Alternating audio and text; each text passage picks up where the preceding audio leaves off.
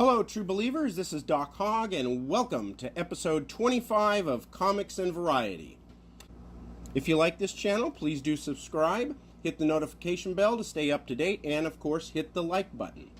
As always, you can contact me via my email at dhog70@gmail and on Twitter at doc_hog. Okay, let's move on to the trailers for Spider-Man Far From Home and X-Men Dark Phoenix.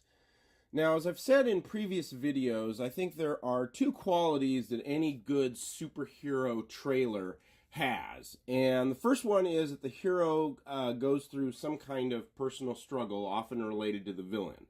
There is something difficult that the hero has to overcome, and that is portrayed in the trailer.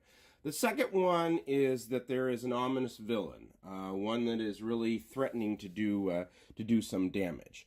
I think good trailers have, for superhero movies, have both of those qualities. And it is often, if the trailer has those, it is often indicative that the movie is going to be good. Not always, and I'll talk about that in a minute. Okay, let's look for that first quality in the Spider-Man trailer. Everywhere I go, I see his face. I just really miss him. Yeah, I miss him too. I don't think Tony would have done what he did if he didn't know that you were going to be here after he was gone. Saving the world requires sacrifice. Sometimes people die. Oh my God. I just always feel like I'm putting my friends in danger. The world needs the next Iron Man. Are you going to step up or not? Now, it looks like there are two struggles in this movie. One is living up to the standard set by someone else. In this case, Peter Parker trying to live up to Tony Stark's legacy, which obviously is not something that's easy. And the second is putting the people you care about in danger. I particularly like the second one because that's a theme you can run with in more than one movie. By mere dint of being Spider-Man, does that put Peter Parker's loved ones in danger? That's going to be a constant worry for a hero. A superhero has a hard time fighting a supervillain without some collateral damage. And what happens when the people you care about are the ones who end up damaged? So a good start here, really good start. And now let's see what the villain looks like in this trailer. You're saying there's a multiverse? We have a job to do. You're coming with us. There's gotta be someone else you can use. What about Thor? Off-world. Captain Marvel? Unavailable. Bitch, please, you've been to space. What do you want, Peter? Up or not? The villain, actually, it is villains in the plural. What Spider-Man is facing here are the elementals. They are beings that can harness the power of water, earth, air, and fire. And yes, they look pretty menacing, so mission accomplished here. And as a bonus, we have Jake Gyllenhaal playing Mysterio. He looks like a good guy here, but we know that Mysterio is a villain in the Spider-Man comics. What is he really up to? How will his character turn out? Do we have a potential villain here? That's something that makes the villain part of this trailer that much more intriguing, and yes, makes me want to see the movie all the more. Now, at this point, I should add the pretty obvious caveat that just because a movie trailer looks good, it doesn't mean that the movie will be good. It is not at all uncommon for a trailer to look great and the movie is rather bad, and vice versa. It happens, and frankly, it happens a little too frequently. That said, I think when a superhero trailer does have these two qualities, the odds are much better that we will be getting a good movie. So, kudos to the Spider-Man Far From Home trailer. Okay, let's move on to X-Men Dark Phoenix.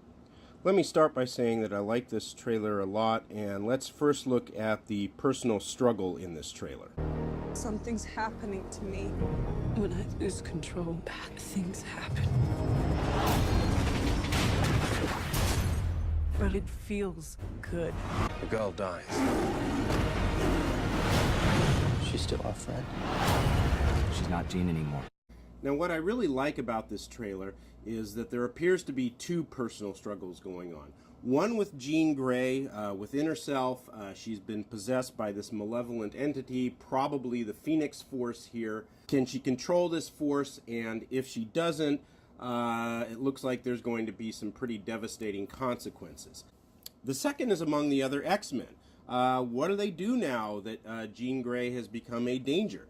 Do they get rid of her? Do they kill her? Do they try to save her? So this trailer has done a really nice job regarding the first quality. Now let's take a look at the ominous villain in this trailer. Where is she?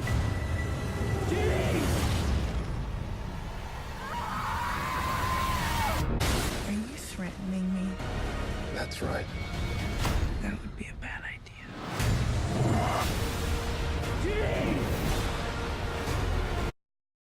Is this ominous? Is that threatening? Well, yes. When you can take one of the most powerful mutants, Magneto, and basically toss him away like tissue paper, yeah, you've got a pretty menacing villain on your hands. So kudos to the X-Men Dark Phoenix trailer for that. And all I can really say is that I'm really excited to see this movie. I mean, this Hello, trailer Jean. looks Who are really you? The better question good. is, who are you? That power destroyed everything it ever came into contact with. Until you.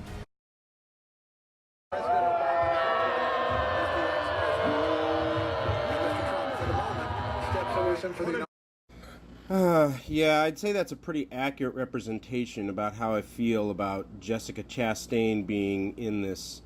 No, wait, that's not Jessica Chastain. Yeah, so anyway, that's how I feel about. No, that's not Jessica Chastain either. No, that's not her either. Yeah, okay, there we go. Yeah, that's how I feel about Jessica Chastain being in this movie. She is easily the most overrated talent in Hollywood right now. And I use that term talent very, very loosely. She is wooden. She is boring. She takes any movie she's in, and the quality of that movie drops about 10 notches because she's in it. I thought Zero Dark 30 wasn't that good because of her. And I'm a big, huge poker player. I generally love poker movies. And then I saw Molly's Game, and I found a poker movie that I didn't like. Why? Because Jessica Chastain was in it. And now that she's in X-Men, everything else in X-Men Dark Phoenix, the actors, the directing, the plot, everything's going to have to be that much better to offset Jessica Chastain. I mean, I just wish any actress, other than Jessica Chastain was in this movie. I mean, she has got to be the luckiest person in Hollywood since, since this guy. Okay, that music means that it is time for Hogg's Headlines, all the news that Doc Hogg wants to report on. Dateline, coming to a fashion runway near you.